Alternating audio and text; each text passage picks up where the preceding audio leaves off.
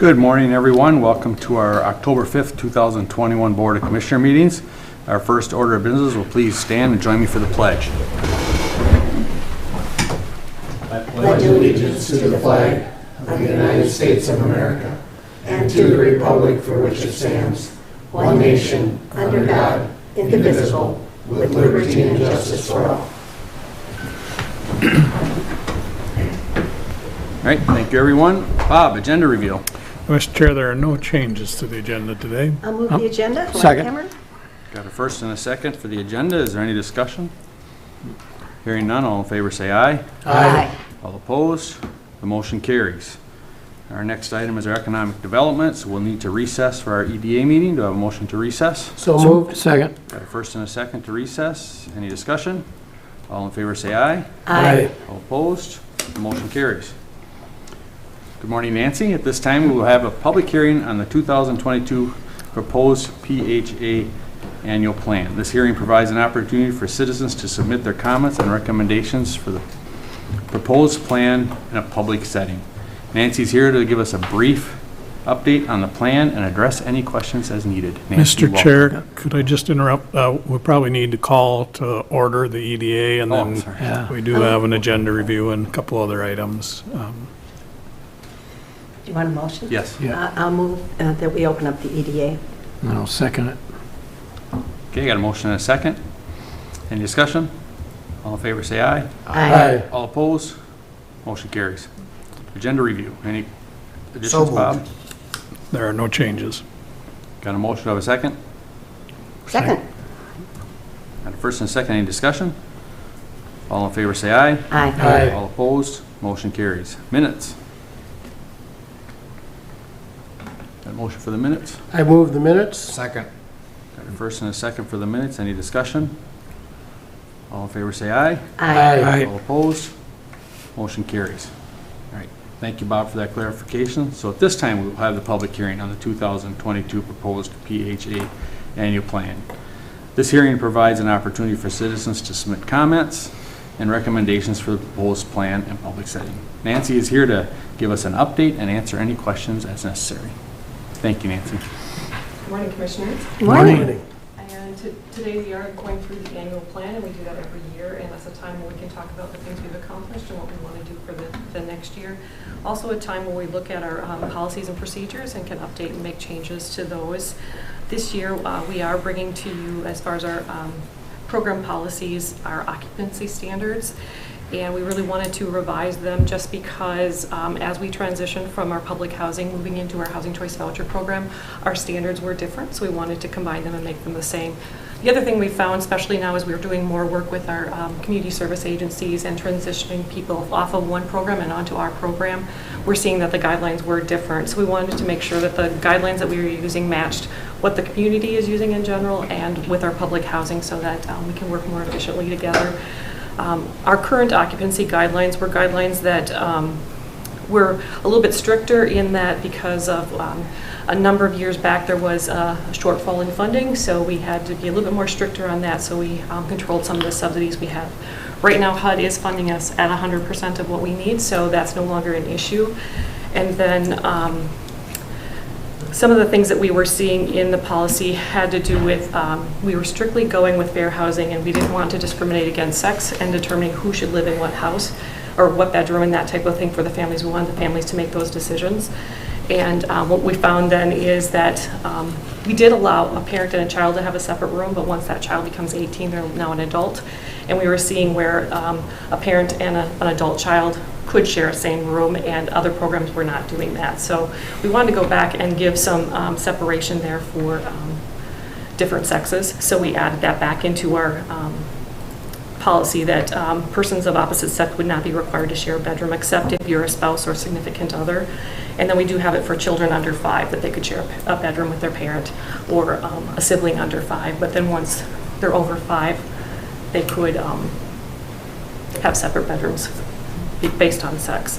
So that was traditionally what HUD had used, but they were trying to be more fair housing and giving more opportunities, so we had changes in the past. But just to keep it uniform across our community, we wanted to go back to using that policy.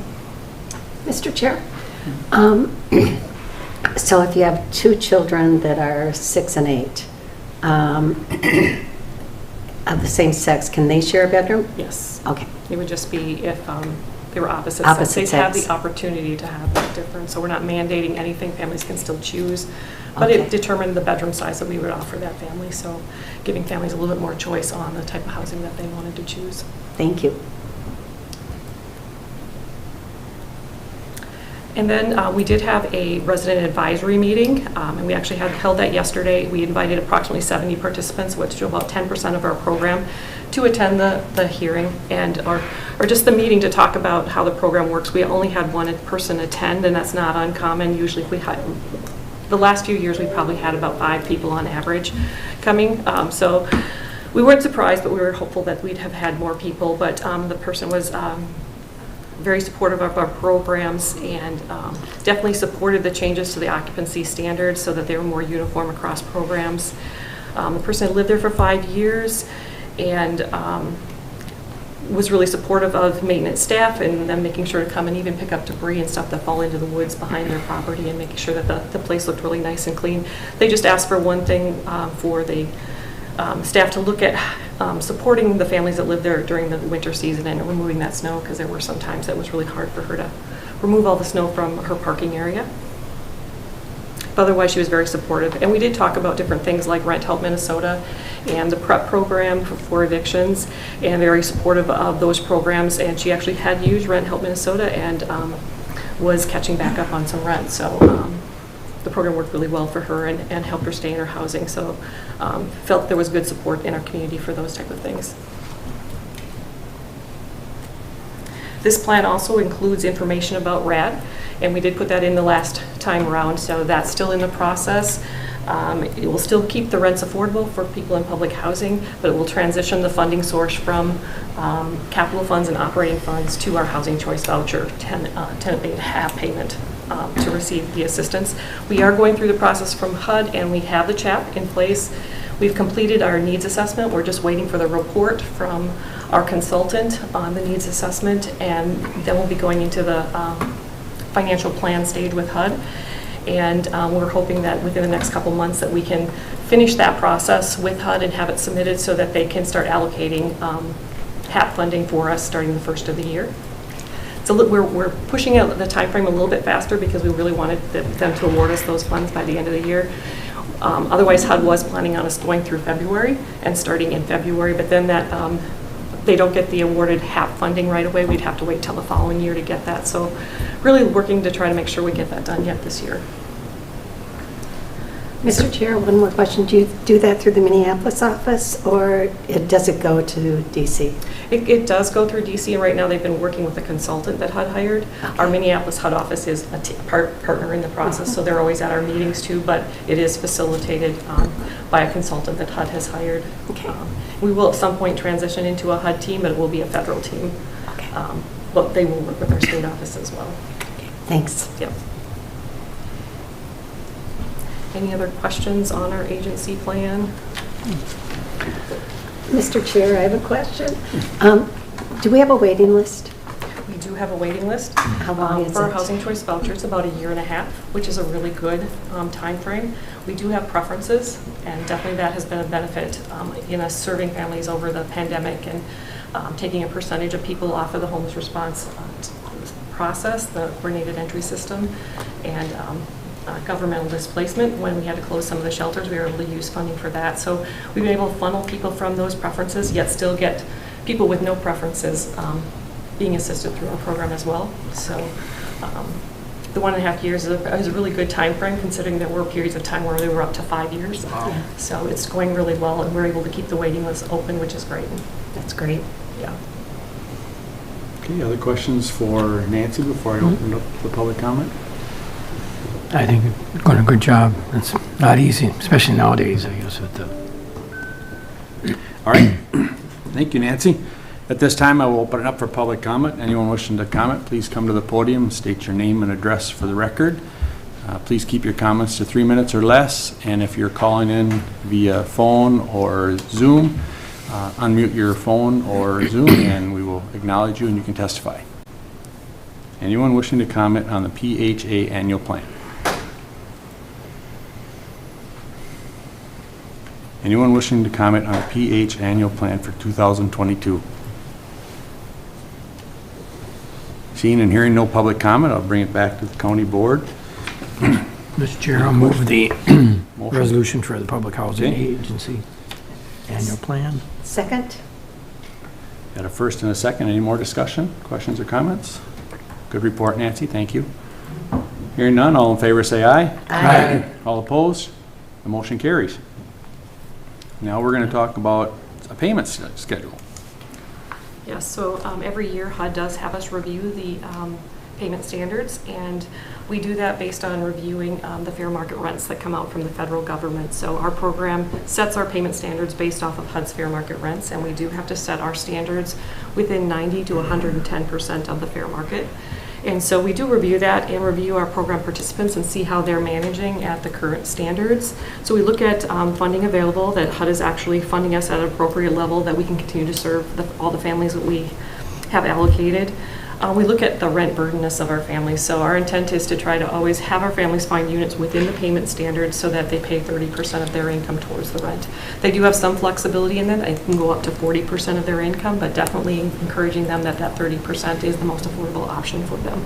So we do review that, and even the 40% is at the time they first move in, and then after that, as rents increase, it becomes opportunities for the rents to be not as affordable for them even under our program. So that's what we're monitoring to see how many are rent burdened or paying more than their 30%. And what we try to do is to set the standard at a certain rate where the least amount of people are being affected. And so this year we looked at, we reduced the rent burdenness by 27% of our participants to keep them all within the affordability level. We also look at our community and see what kind of units are out there. And we know that 40% of the units within the community will qualify for the program, 60% don't. So we have a limited number of units that we know will qualify to help. So we try to look at that and see how we can impact that. And I know right now it's been a very tight housing market. We have less than 1% vacancy rates for affordable units. And we know families are struggling to find housing. Even during the pandemic, one-bedrooms are really hard to find.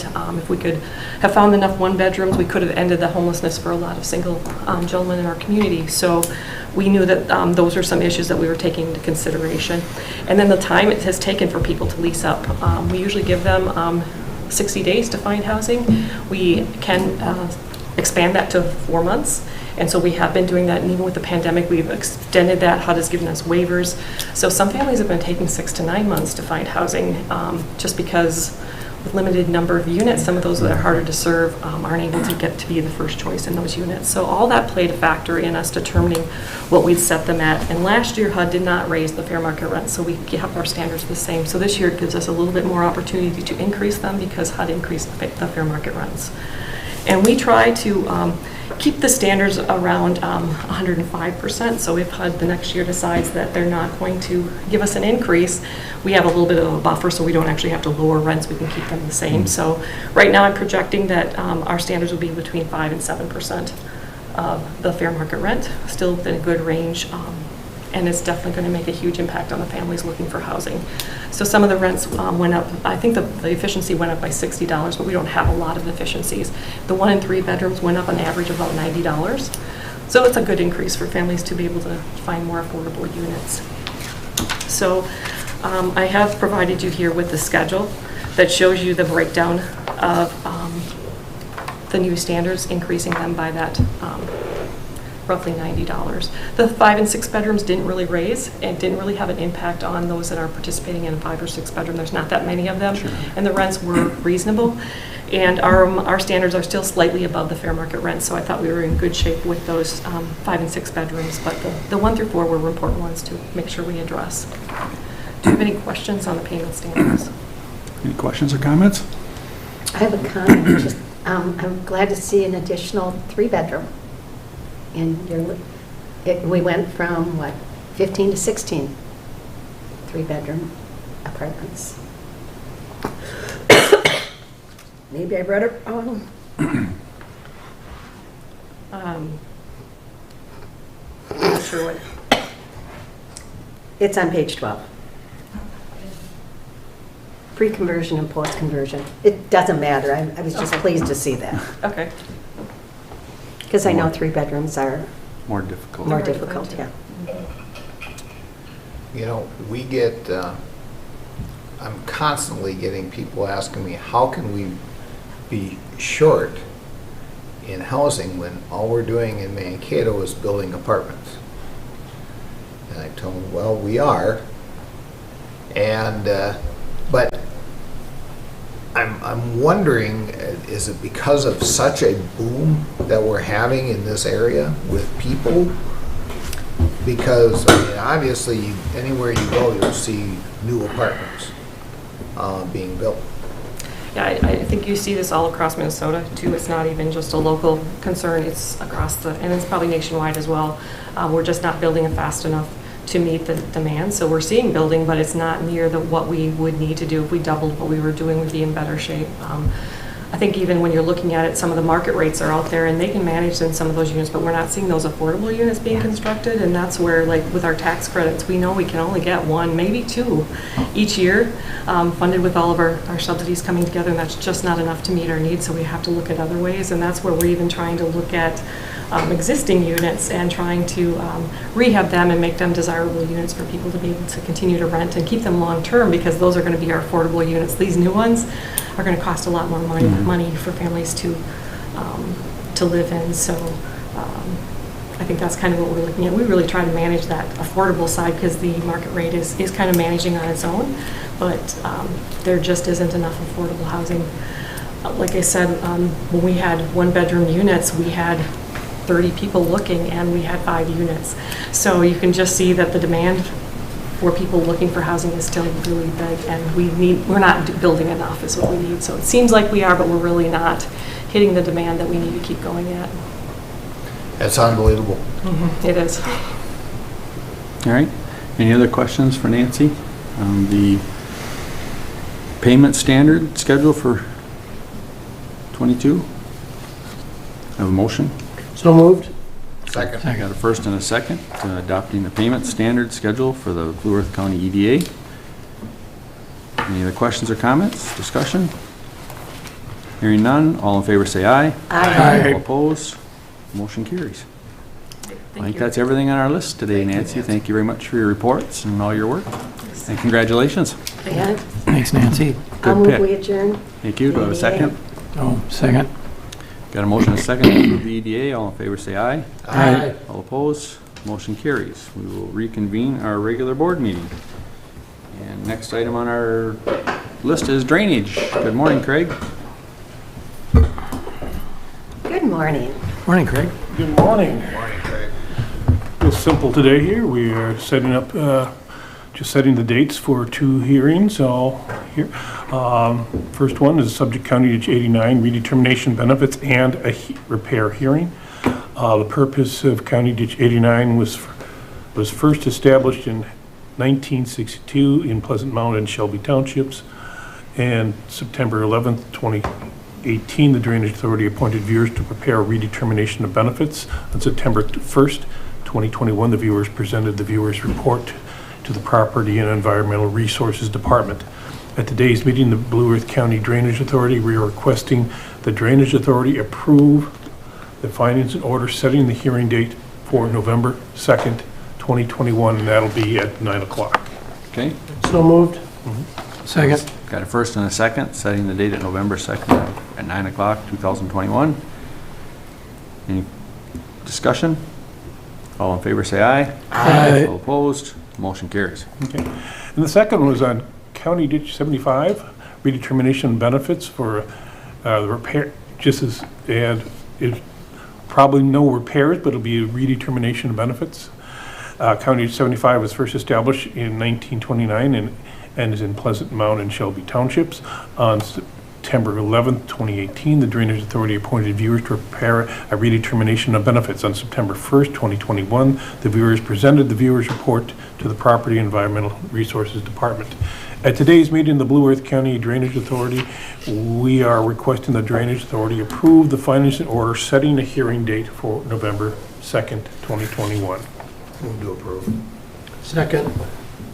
Just a point of clarification, got a first and a second, but at 9 o'clock? 9 o'clock, yes. Okay. It's part of the order, yeah. Yep. Any discussion?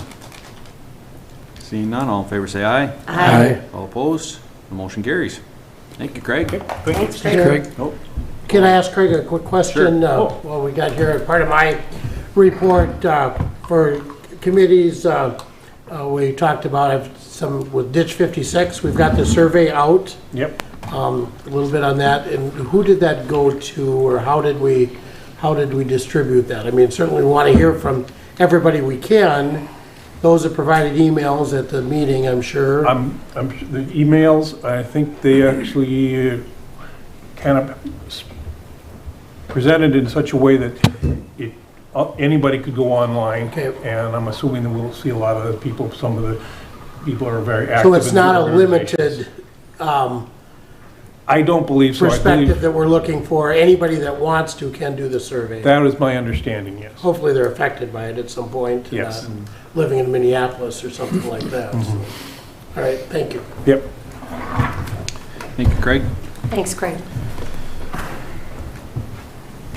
All right, our next item is the Public Works. Ryan. Good morning, Commissioners. Morning, Good Ryan. morning, Ryan. Morning, Ryan.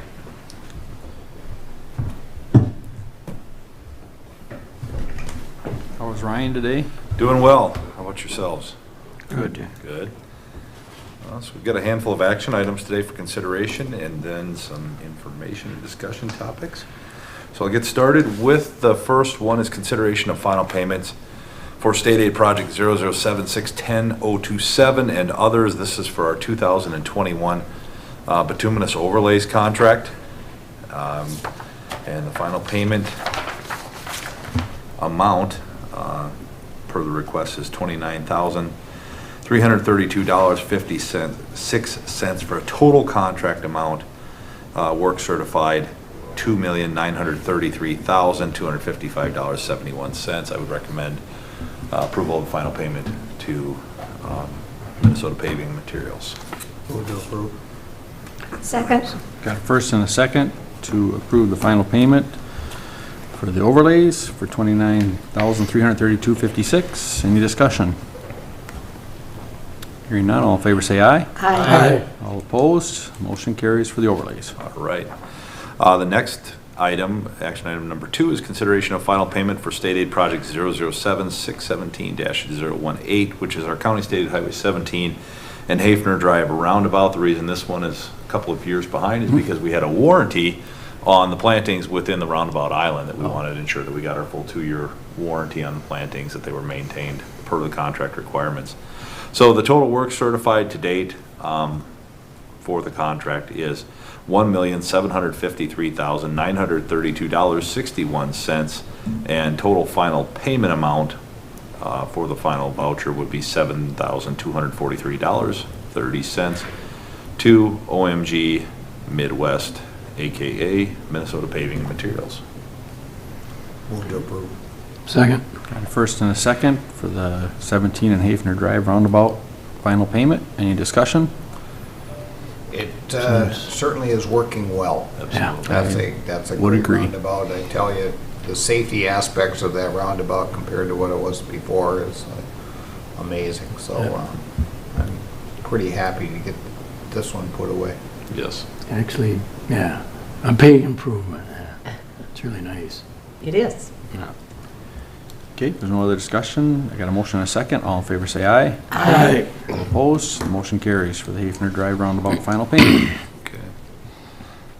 So then with that, the action item number 3 is an intent to cost participate agreement between Blue Earth County and the City of Vernon Center. This is for reconstruction of County State Aid Highways number 10 and 72 in the City of Vernon Center.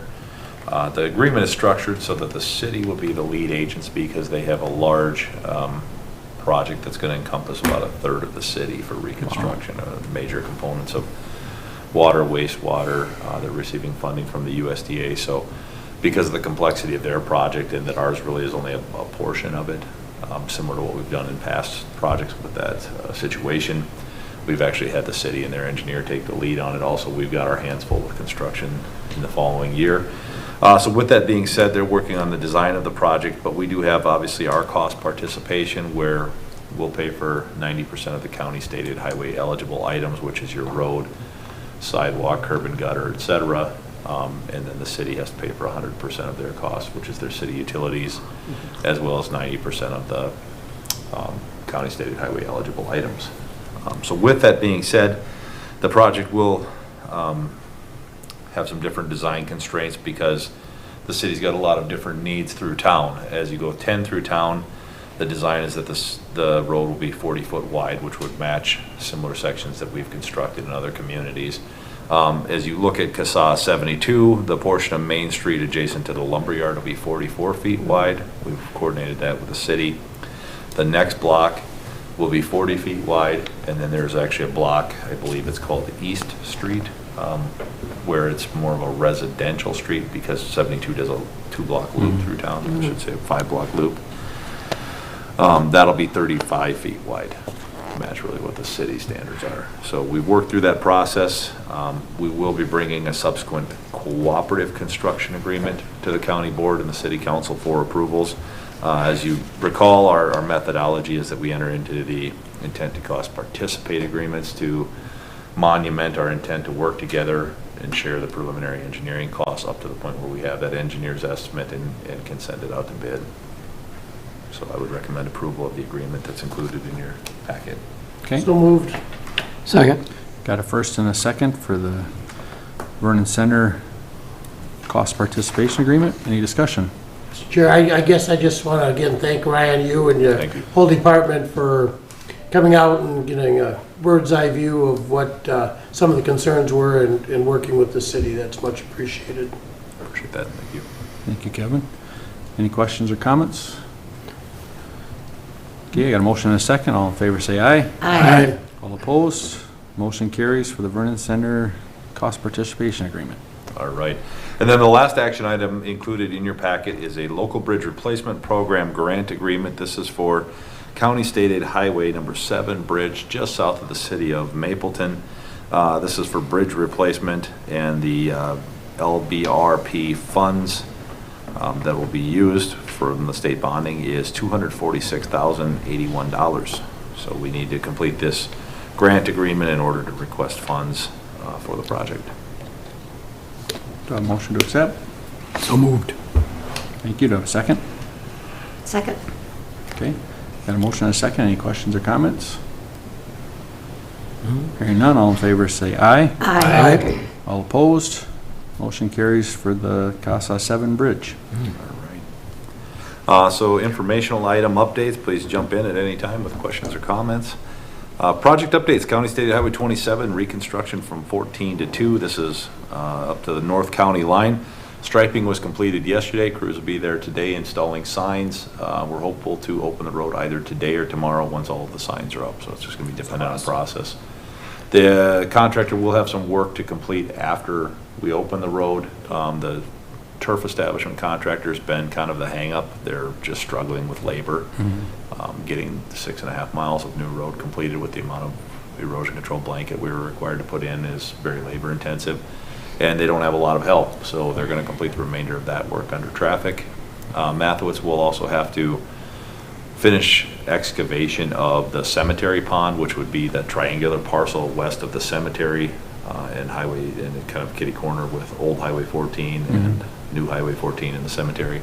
So they'll complete that, and then we're actually going to take that excavation volume is extra. We're going to actually stockpile that on the corner of County State Highway 12 and 26, and then incorporate that into the 12 project next year on a parcel of land that the That's county good. has. Yep. Yeah. So we needed some fill for that project anyway, so it worked out very well. So there'll be some work happening even after the road's open, but we're very excited living right on top of that project. I'm more than ready to see it open. Yes. Up, so. Well, the pond won't matter because that's off the road. Right, So- absolutely. Any Other more than- issues other than with the truck. people thinking it's open already? You know, the law enforcement presence has greatly helped, and it also brought attention to the fact that people were running the stop sign at County State Highway 26 as they cross 27, which has always been a stop control, and I've heard other complaints about that, so it was good to get law enforcement out there. So very big thank you to the County Sheriff's Department for sending the men in the brown trousers out there to help us out. So That helps. yes. 27, in the city of Eagle Lake, the road is paved from Thomas Drive to County State Highway 17. There's still some minor sidewalk work wrapping up, and then crews are installing under drain, and they'll begin aggregate base on Phase 3, which is 17 north to our County State Highway 55. So that we anticipate aggregate gravel will be going back in next week, or with maybe even the end of this week. We did revise the contract completion date from September 29th to October 29th because Dirt Merchant has been working on the project steadfast. However, there were some significant delays associated to the utilities relocating, primarily the gas, and that really slowed them down at the onset of the project, so we thought it was fair to give them a time extension. They've done a good job with maintaining access for residents and coordinating and communicating with the people out there, so all in all, I think the project's gone fairly well. And as a reminder, the final wearing course will be placed in 2022. That's fairly common in city street projects, and as you know, on our rural county state highways, generally will place the final wearing course a year or two after the fact as well. However, we just do it under a separate overlays contract. So, CSAH 82, Victory Drive from Stadium Road to Hoffman. Traffic signals are anticipated to be installed the first week in November. So we just got the notice that they anticipate manufacturing will be completed right at the end of October. So by the time we give them time to ship and be installed, that's the time frame we're looking at. Fortunately, my observation, I haven't had any complaints about the three-way stop for the time being. I don't think all of the traffic has found its way back to Victory yet, but the three-way stop seems to be working adequately as an interim measure. Yeah, I went through the intersection the other day and it didn't seem that bad. Yeah. Mr. Chair, one of the questions I've gotten is, it used to be that automatic turn lane, there were two. Yep. And they're saying, why did you take that away? Because there's one that goes straight, and then there's a turn lane, and once the are they going to be able to automatically turn there, or are they going to have to wait for the light? They'll have to come to a stop. And the reason we did that was twofold, because really the free right wasn't warranted when you look at the traffic volumes that were using it. Secondly, it was a safety concern because of the speed that people come around free rights on when they had the trail crossing, because now we extended the trail farther to the south. So now you have a trail crossing and you're going to have pedestrians introduced to a situation where they didn't before. And really actually even third, the crossing distance was less safe because now it was a much wider crossing. So there were several components that went into that decision. And we knew there'd be some concern of why the free right went away, because they are very convenient. Oh, yeah. But from a safety standpoint and an operational standpoint, it still works well as designed. It's just it's a change, right? Somebody might have to take 5 more seconds to get through. I don't disagree. Those are the questions I'm getting. Oh, I agree. Yeah. I get the same ones. Yeah. And then somebody else said, well, why don't you keep those stop signs up, because then people pay attention. Yeah. It's easier to get through. It has been easy to get through. Yeah. So anyway, Yeah. those are just some of the comments I I got. think we'll see traffic pick up again to where the stop signs will start to become challenging, Oh, but I they agree. work great now for Yeah. interim, I agree. Yeah. Okay, County State 8 Highway 1 from 9 to 90. Soil nail walls construction is underway. We actually just hosted the Minnesota State University Mankato Civil Engineering Senior Geotechnical Engineering class Ooh. on site last week, and we had representatives from GSI, which is our soil nail wall contractor. We had about 20-some students come out to the site for a couple of hours and actually get to see the work and touch the bar that's going in and see the drill heads and see the concrete being placed. So, and thanks to Mathwitz Construction too, we actually had Brian and Brett Mathwitz were able to join us on site and help us with the tour. So it was really neat for the students to be able to see the view from the contractor that's doing the work, from the general contractor, from the contracting agency. So it's kind of fun to be able to offer those opportunities for them to get hands-on learning. You bet. What a So, great good opportunity stuff, for yeah. the students. That's Yeah. great. I know that you have a really good relationship with the engineering department at MSU, and I think that's such a positive for everybody. Thank you. It's been fun to stay connected with my alma mater. Mhm. So the top of the chute to CASA 9 is ready for pavement. We're awaiting paving crew availability. It's getting to be that time of the year where they've got a lot of work to do and not a lot of time to get there. But it is based out, ready to go, so access is not an issue for the residents that live on top of the hill there. There's also a small reinforced soil slope wall adjacent near to the Marble property that should be completed this week. And then Mathewitz is working on storm sewer through the chute to the north and south. And the hang up there, they'd actually like to bring a second crew in, but material availability for manholes and pipe is challenging, which has been everything this year. You kind of throw a dart and what's going to be the next thing that's going to be in material inavailability. Mr. Chair, do you see that changing, or do you think this is the way we're going to live from now on? I hope it's not, because it's really hard to get stuff done. Yeah. I hope we get back to more of a semblance of normal. There was always lead time but it used to be you could say, well, we want this sequence of these pipes and manholes made, and they'd kind of feed you an order of how you're going to construct it, and now the contractor's having to hopscotch all over based on just what they get. So it's frustrating in that regard, and then there's so many things that just all of a sudden they're unavailable versus the ones that we're accustomed to being on long lead time. The 7 bridge replacement project, the bridge deck will be poured this afternoon, so that project's come along very nicely. The concrete railing, minor site grading, and paving will be yet to be completed. So, County State Highway 40, 141, and 169 bridge replacement project, will bid those in winter or spring. 7 in Mapleton, which is a 2022 project. We're reviewing the 95% plans that were provided by Stonebrook. After those, any revisions or comments are made, those will be submitted to MnDOT for approval. The city will have a little bit of right-of-way to acquire for easements for sidewalk, et cetera. And we intend to bid that in January or February of 22. So that's tracking right along. We'll also have to bring a cooperative agreement forward as we get to bidding. 10 and 72, I touched on that. I don't know if there's any additional comments, otherwise I'll gloss over that. 11 from 20 to Minnesota Highway 68 in the northwest part of the county. 80% plans were done by staff, so we've been developing those. We've been coordinating again on the east end. There's been some more significant impacts to landowners because of the curve as it comes into State Highway 68 was on quite a Y skew.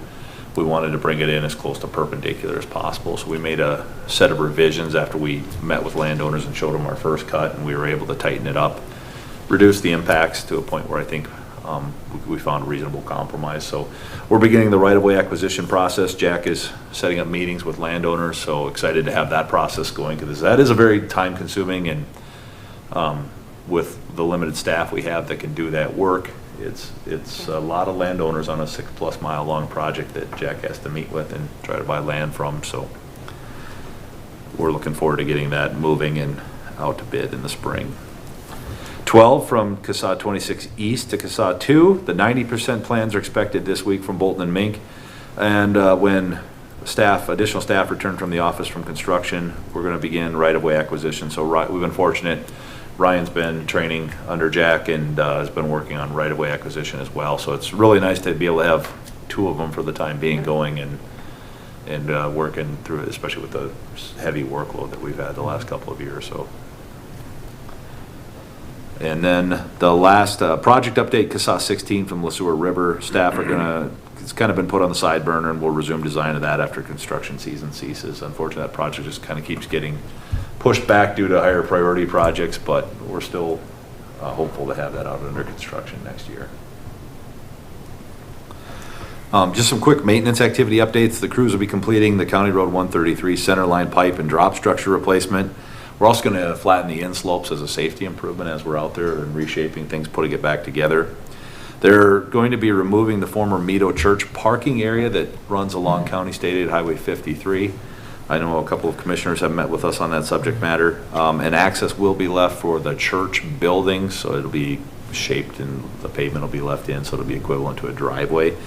And then we'll also be removing the parking along the road adjacent to the cemetery. And we've coordinated with the cemetery committee they're going to construct basically a horseshoe driveway in the cemetery that'll actually be safer, better parking for funerals, et cetera. We're working on fall patching and shouldering throughout the county, continuing mowing shoulder and back cuts. And as I think my rural commissioners are aware, we've obviously have struggled with blading our gravel roads. We haven't had enough moisture to get out there, and if we go out when it's dry, we're just going to put flour back on top of the road, and it's actually going to make it considerably worse than if we leave it intact with washboarding, et cetera, or potholes.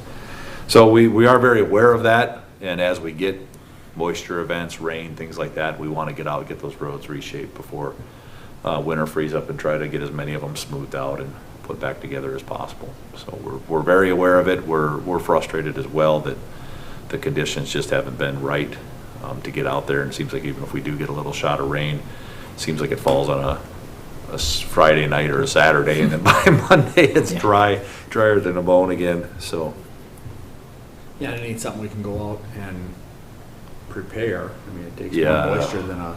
if we were going to try to haul, moisture truck. if we're on a water truck out there, we'd have to really saturate it, and that'd take a lot of. Yeah. By the time you got far enough down the road to where you started, would be dried up again. Yeah, the best you do with those is to keep the dust down, really. We're also going to start replacement of a centerline culvert on County Road 138 and improve the inslopes this year. And the other thing is just a heads up, there's a industry-wide shortage of traffic marking paint. So we were fortunate to get our striping contract done this year, in all honesty. However, we've got all of the stop heads or stop bars or arrows. We can't find paint to touch those up this year. So it's a high likelihood we may not be able to get those done this year. It's befuddling, maybe is the word I'm looking for. Well, it's just one thing after another. I mean, it's, you know, we have our computer chips that we can't get. Now we have iron and cement and this. Yep. Now it's marking paint. Is this all coming from another country, or what's? Yeah, I can't answer that one honestly, where the traffic marking paint's coming from. Yeah. So much of it seems like a lot of it stems back to shortages of truck drivers as well. Yeah, it's Within it. labor. I don't know if it's so much the materials, it's just trying to get the labor to build the stuff and Yeah. deliver it. I read an interesting statistic the other day. It said 55% of respondents on a pretty significant survey intended to apply for other jobs this year. And that was pretty concerning when you think about just the disruption that is in the labor and the workforce, and poor HR people having to try to help find new people. So, Yes, there's a lot of opportunity. yes, absolutely. Last but not least, a quick update on the Rapidan Dam report. BAR is working on the final report body and calculations, as well as doing some correspondence with the Minnesota Department of Natural Resources and the Minnesota Pollution Control Agency. We'll be presenting to the county board in a draft format on October 19th at the work session. So we've got quite a chunk of time carved out there to present both the removal and repair option studies to the board, as well as discuss the potential lease option if we do move forward with the repair study, or option, I should say. And then the final report, our objective is to have that prepared and ready for the November 9th work session. And it would offer an opportunity between the initial presentation prior to the final one, if other items come up that maybe weren't taken into account in the odd circumstance that could happen, we can incorporate maybe some of that into the report or answer any questions along the way. So to offer the board a lot of opportunity to engage and ask questions. This would seem like a good year to get some of that taken care of because the river is so low. Would have been, yes. Well, who knows what's going to be there next year Right. when we can do it. Yeah, the timing wasn't great, but I think that making sure we really evaluate it properly before throwing a couple $1 million at it is requires a lot of due diligence, and unfortunately, yes, with a dry year like this, it would have been a good year to go in and do repairs, but we got to make sure that's the right step for the future of the county and the dam.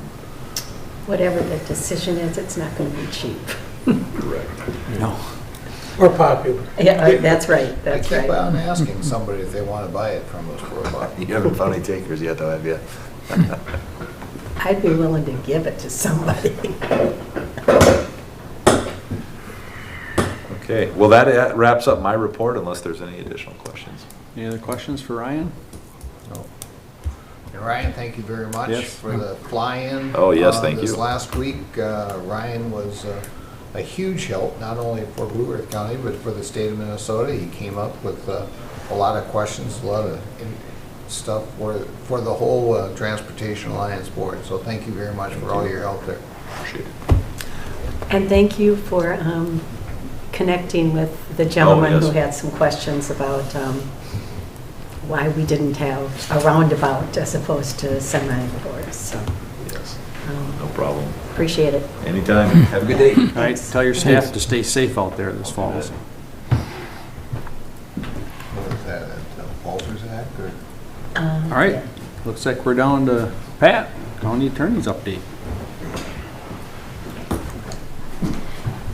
Thank you, Mr. Chair. Commissioners, if anybody has any specific questions relating to the port, I'll be more than happy to try to address that.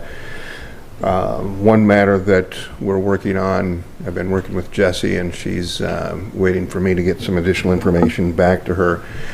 A project that we're going to undertake deals with expunging people's records when it comes to the lower level crimes and whatnot. And I was reminded of this, Ryan's talking just a little bit ago about shortages of materials and whatnot. I know that there's a labor shortage out there. I think we've had that discussion many different times. And yesterday I was just reminded and received a phone call from the drug court coordinator that a past participant that had done very well, graduated from the program over 5 years ago, went back, received a degree in a technology-related field, and then this individual who's been working now for 5 years, for a few years in that field, can't get a job with a different company because of a prior conviction that could be expunged. And this is something that typically the individuals that need this, because it's a collateral consequence. Again, these are not serious crimes. These are crimes that have been impediments to some people for employment, for housing, those types of things.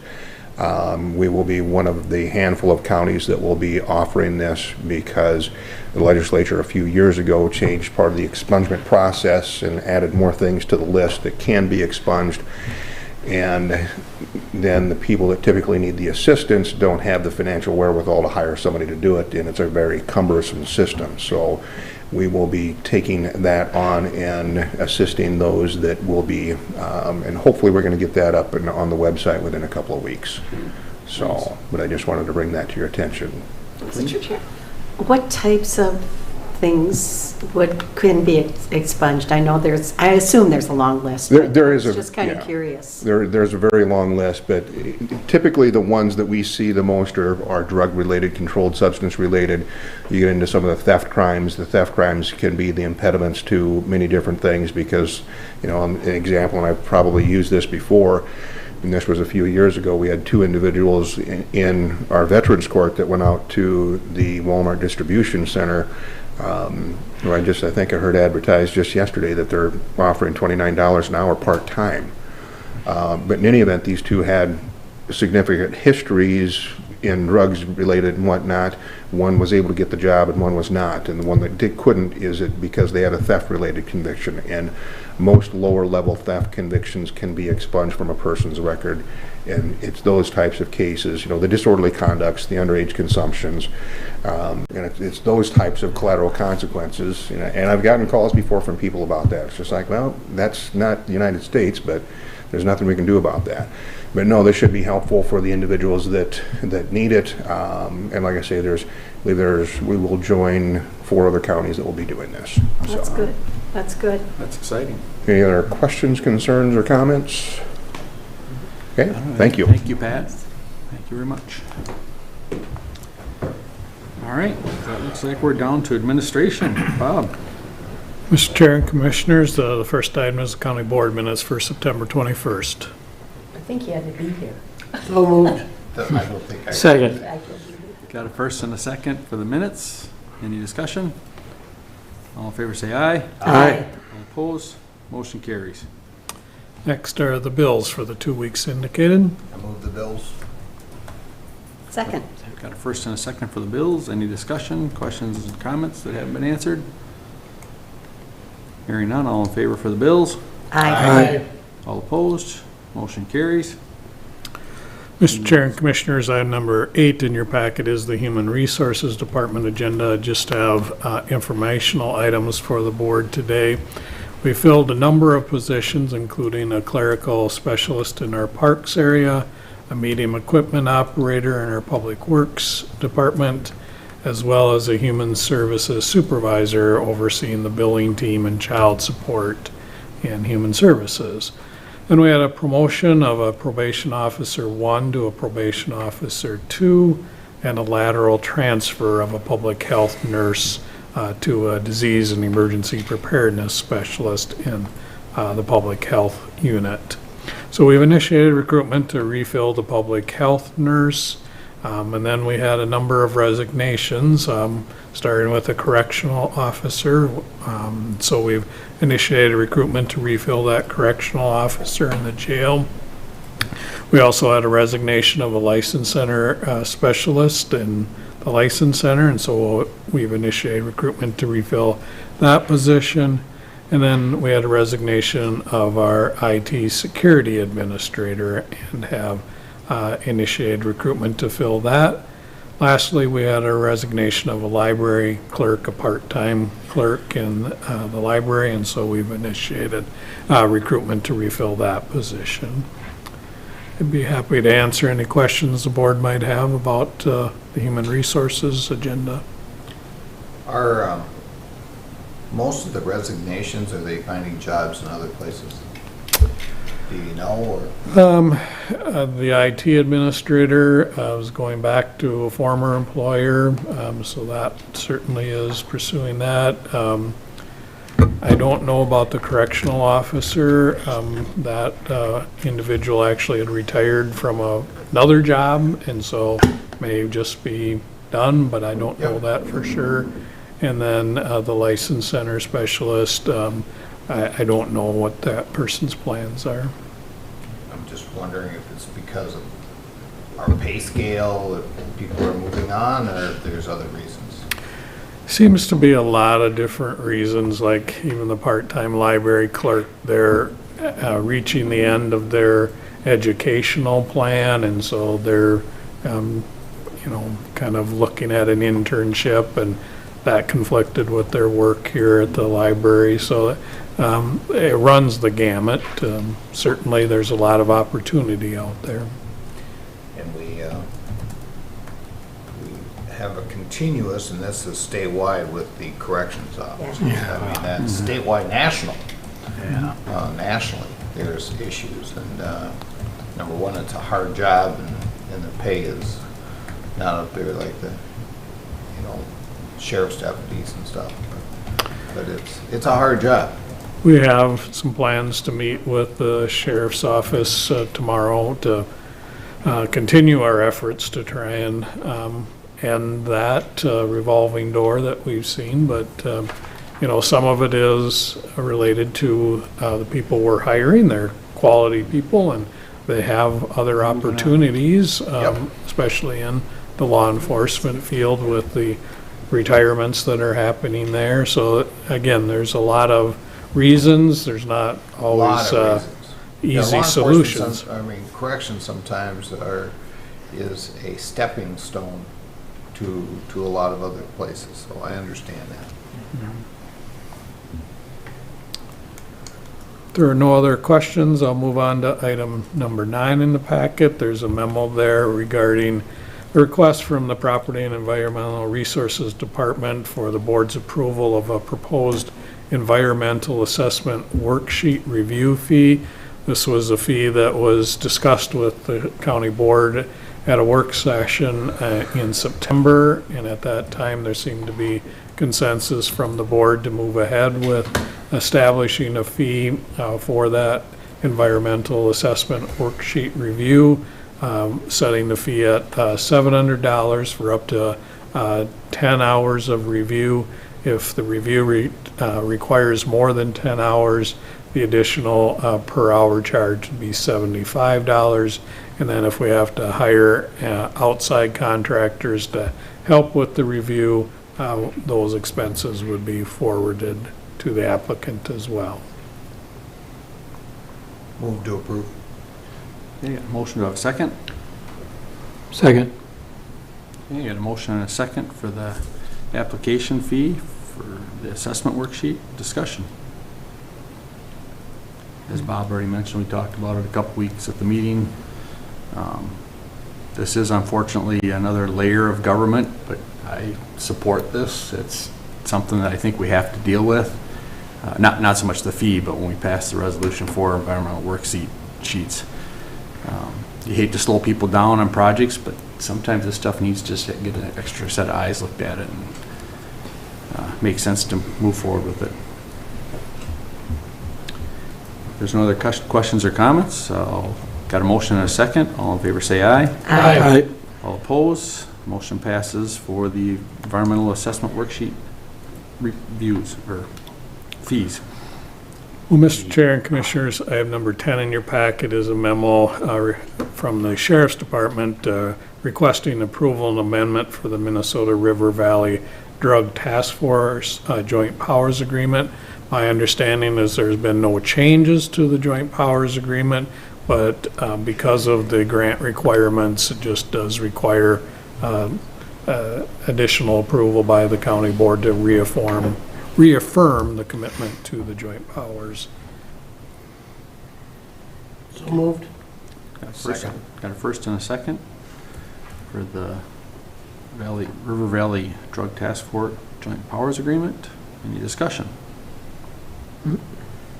Hearing none, all in favor say aye. Aye. All opposed, motion carries for the Valley Drug Task Force. I think that brings us to the end of our agenda, other than the committee reports. Bob, do you have anything else? I do not, Mr. Chair. Okay.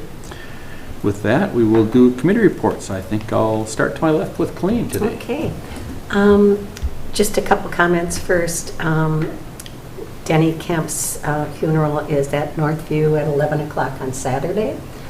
Lynn Barnes' funeral is at 2 o'clock on Saturday at Mankato Mortuary. Just so anybody who's listening might hear that. On the 24th, I had a Mapping Prejudice Committee, and we're talking about, how the deeds are read. Mankato State, whichever, Min State at Mankato, I guess it's called, and West High School are going to be using some students to do that. Plus, we want to get the community engaged a little later, but just trying to figure out what's the best process to use. We're also working with the University of Minnesota in order to figure that out. On the 28th, I had the Airport Commission.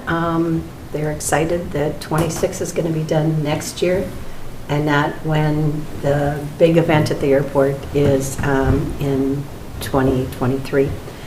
At the Y board that day, we're getting feedback from a consultant as to the Shopko building. We'll see what that feedback is and if it's something that the Y is even interested in. And that evening I had Highland Park. The speaker was the city manager, Susan Arntz.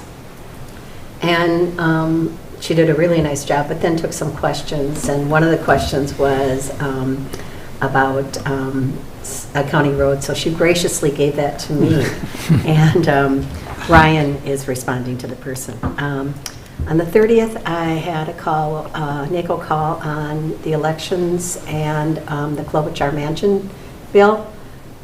So we are looking at how that works and how it's going to be rolled out, and where NACO, how will NACO participate in that, because as you all know, for all intents and purposes, counties run elections. And so it's really important that we have a voice in that. I want to go back to the 27th. I was on an AMC call. They're looking at doing mediation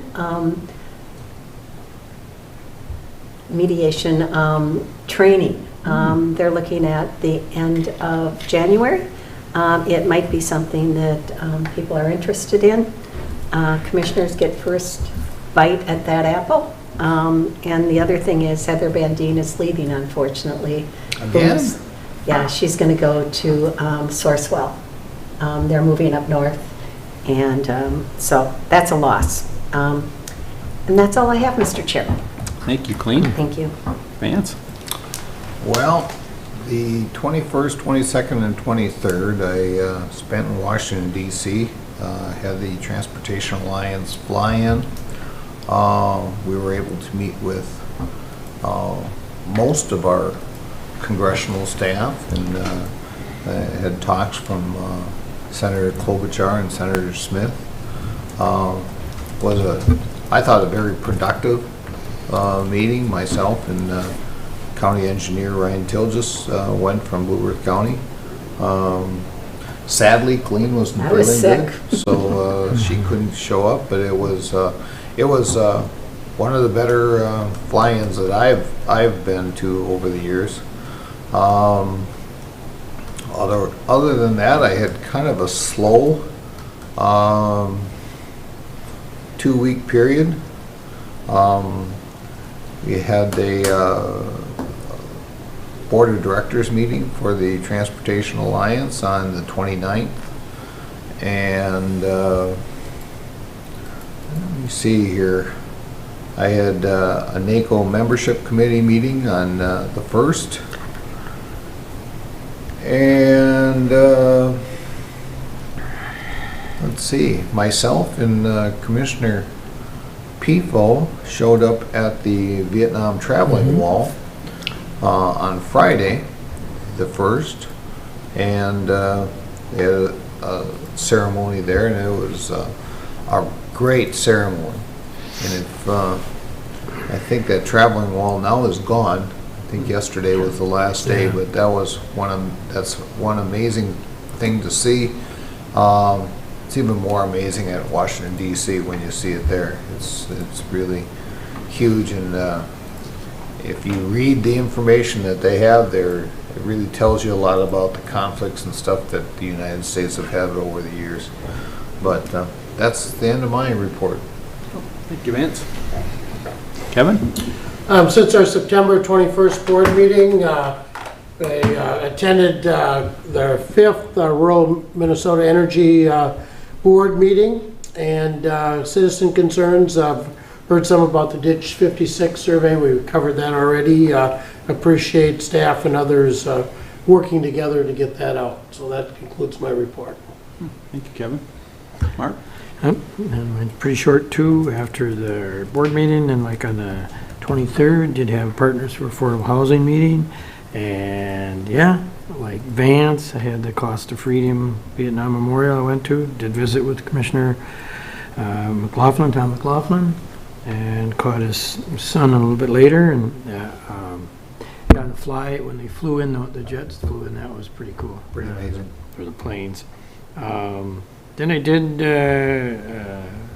help my spouse, but I ended up at the President's breakfast for the